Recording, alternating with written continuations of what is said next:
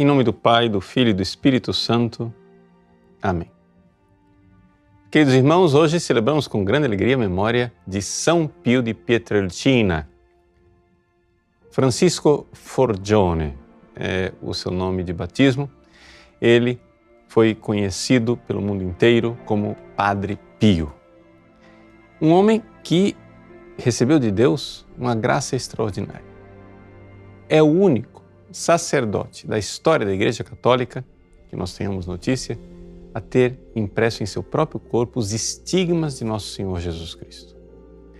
E essa realidade é tão mais admirável quanto mais a gente medita nela. Por quê? Porque no fundo, isso deveria ser uma coisa até própria de sacerdotes, ou seja, deveria ser assim, uma graça, a graça dos estigmas, deveria ser própria de sacerdotes e não dos leigos. Porque afinal das contas, são sacerdotes que têm as mãos ungidas, são sacerdotes que devem se configurar a Cristo, são sacerdotes que oferecem o santo sacrifício da missa. E, no entanto, ao longo da história da Igreja, Deus, quando escolheu pessoas para serem estigmatizadas, sempre escolheu leigos. E agora, em pleno século XX, às vésperas da maior crise de identidade do clero, ou seja, do sacerdócio católico de toda a história da Igreja, Deus escolhe o Padre Pio para recordar a nós, católicos, o que é verdadeiramente um sacerdote. Na coleta que a Igreja aprovou para ser usada, a coleta é um tipo de oração, né?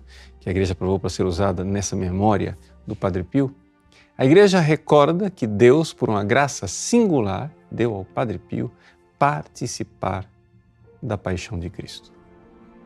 E com esta graça singular de participar da paixão de Cristo, ele pôde exercer o seu ministério, o ministério sacerdotal, o ministério da misericórdia. Sim, Padre Pio fez duas coisas que nós, padres, precisamos reaprender. Primeira, que um verdadeiro sacerdote católico não é só sacerdote, é vítima, participante da paixão de Cristo. E segundo, que um verdadeiro sacerdote católico não tem como próprio somente o oferecer o sacrifício de Cristo no altar, mas também o sentar-se generosamente e longamente no santo tribunal da misericórdia divina, no confessionário. Por isso, essas duas realidades, das quais nós tanto temos necessidades, são um farol luminoso na vida do Padre Pio.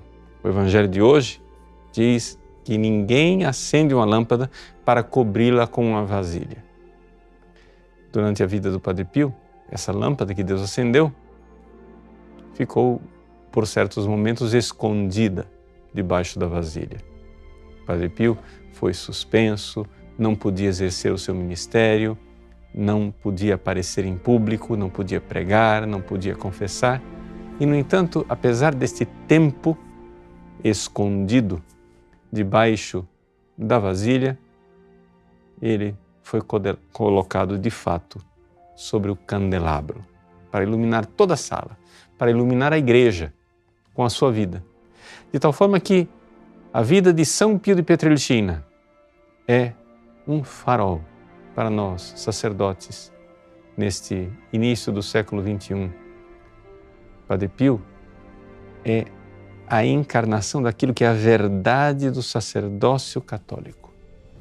Nós, sacerdotes, não somos somente aqueles que oferecemos o sacrifício de Cristo e renovamos o seu santo sacrifício no altar. Isso também e principalmente. Mas nós somos também vítimas que devem se oferecer a Deus e, através desse oferecimento de amor, resgatar tantas almas para Deus no Tribunal da Misericórdia. As confissões que o Padre Pio ouvia de manhã eram conquistadas através do sofrimento.